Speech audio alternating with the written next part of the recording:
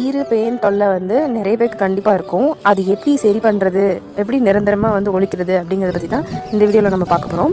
So ஈறு பேனுங்கிறது வந்து பார்த்திங்கன்னா ஒரு பேரசைட், அதாவது ஒட்டுண்ணி தான். இது வந்து நம்மளோட ஸ்கேல்பில் ஒட்டிக்கிட்டு அது மூலிமா வந்துட்டு அது வந்து உயிர் வாழ்ந்துட்டுருக்கும். ஸோ இது எல்லாமே நம்மளுக்கு கண்டிப்பாக தெரிஞ்சிருக்கும்.